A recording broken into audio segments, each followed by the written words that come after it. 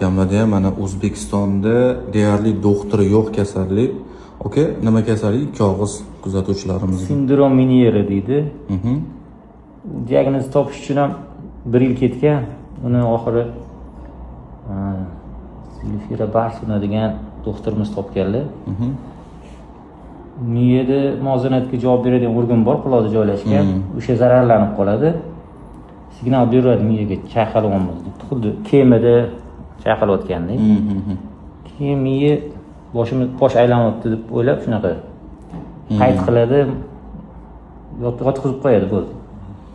Yotganda ham yo chap taraf, yo o'ng tarafga qarab yotish kerak. Shu holat 3 kun, 4 kun bo'ladi. Uni davosi yo'q. Davosi hozir faqatgina hijoma bor. Ya'ni oxirgi shu qoldi. Shu bo'ldi to'g'rirog'i. Shundan tuzaldi. 4 yil bo'ldi, qo'zg'almadi. Har yil hijoma olib turardim. Umudim mana shunaqa ahvol keldi. Bu kasal qo'zg'alishi ham, ya'ni yana bitta eslatib o'tamiz, ko'proq stressdan, ya'ni tushkunlik stresslardan bo'ladi.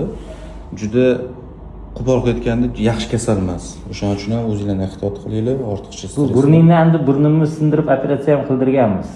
Baribir bo'lmagan. Yana qaytaraman. Keyin oxiri hijoma oxiri yordam berdi. Alloh shifoli qilsin, rahmat.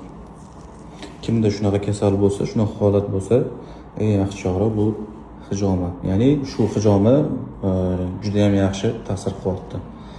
Hammaga rahmat.